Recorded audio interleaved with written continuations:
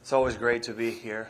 Being a tournament of champions means you've done a good job. You've won a tournament and you've had a great year. So I'm happy to be here. It's always a tournament I look forward to. I've done well on this course, so hopefully I can add up to those stats and give myself the chance to win on Sunday. And speaking of stats, 15 top 10 finishes last year, including the win at U.S. Open. Just comment a little bit. I'm going to say 16 with an asterisk. We'll go with 16. I'm pretty sure I would have finished top 10 that week.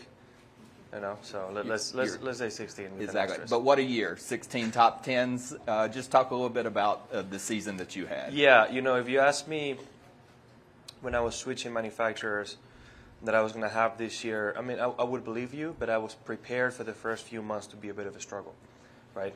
Changing everything right away, new golf ball. I was confident, but still trying to be realistic that it could happen.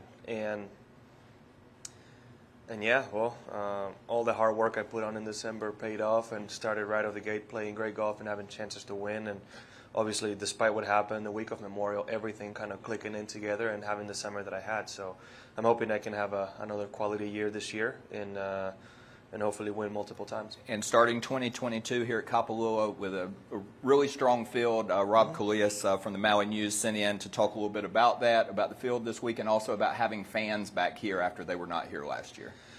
Well, you have all the champions of the year, at least most of them, and you're competing against winners. Not that you are not throughout the year, but even though it's a smaller field, it's very competitive because of that, right? You're playing against the best who have won.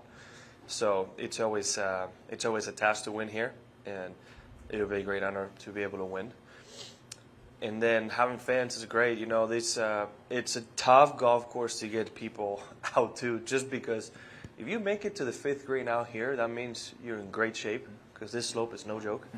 But there are some holes like number 8 green where they always have some stands, 9, 18, and a couple other holes where they create certain atmosphere, and you miss it.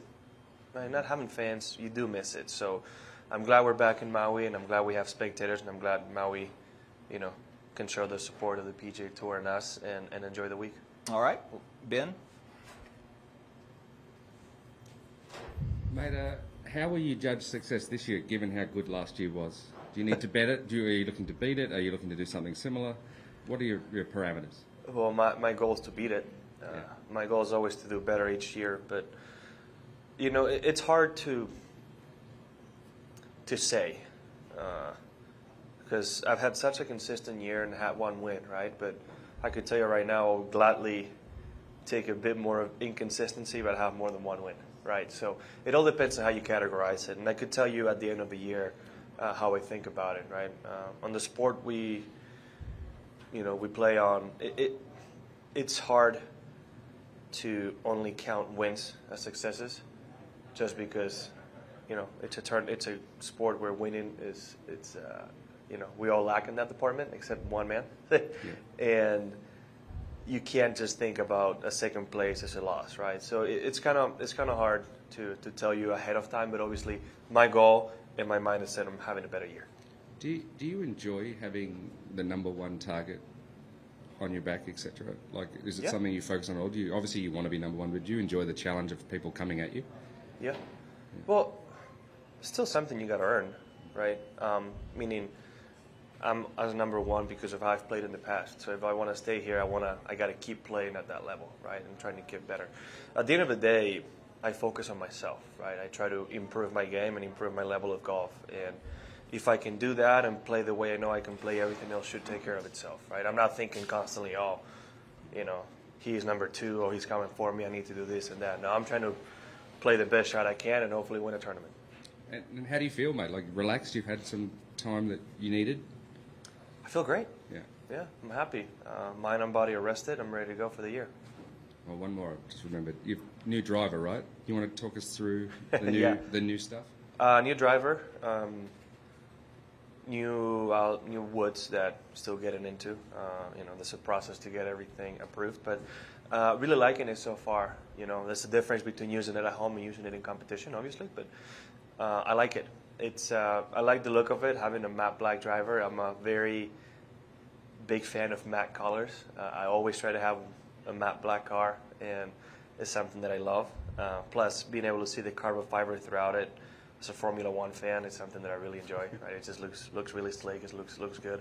What I've liked so far that I've experienced with it, with the numbers at least on TrackMan, is the consistency. Right, my spin rate seems to be a little bit more consistent with the misses, and obviously the better the miss can be, obviously the better it's going to be for me. Right, so that's what I'm looking forward to. It's so far I've enjoyed it. I've had it well, and hope it translates. Okay. All right. A couple questions that have been submitted, Jon. Talk a little bit about the golf fatigue after the Ryder Cup, and what would have happened had you kept playing after that? I mean, it's a bit of a backstory for that, right? It all started for me when we restarted after COVID.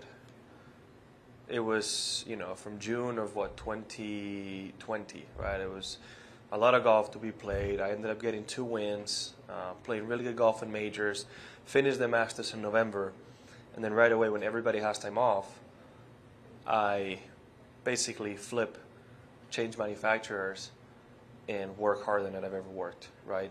I did not want,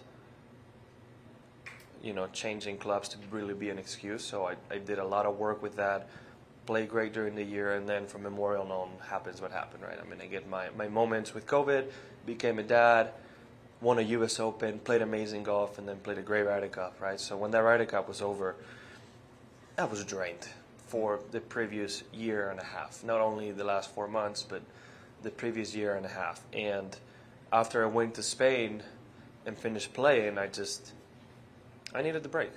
Not only for me, but also for my family, right? We all endured it together, and I just wanted the time to be a dad and be a husband and just be there for my wife and my son. And I'm really glad I did it because, since he was born, we had help at night, and Kelly had help, but I wasn't that help because I was competing and I had to sleep to be able to compete. So as soon as I got back home, I told her, I want to be more involved. Obviously, I want to help out. And for those 2 months, I really, really, really enjoyed having to wake up a couple times a night and take care of my son, be able to be there in the morning, give him a bath in the morning, feed him, give him a bath at night, just enjoy the simple things of parenthood, and knowing that basically once he starts going to school, I'm pretty much going to miss 50% of his life. I really wanted to cherish those moments. I know I'm not going to regret any time I decide to spend more time with my family, and that was what that decision was based on. And I couldn't be happier that I made that decision. And during that time, how much golf did you play or practice? I took the first 2 weeks off completely, off of golf. I still went to the gym and work out just because it's more of a mental thing.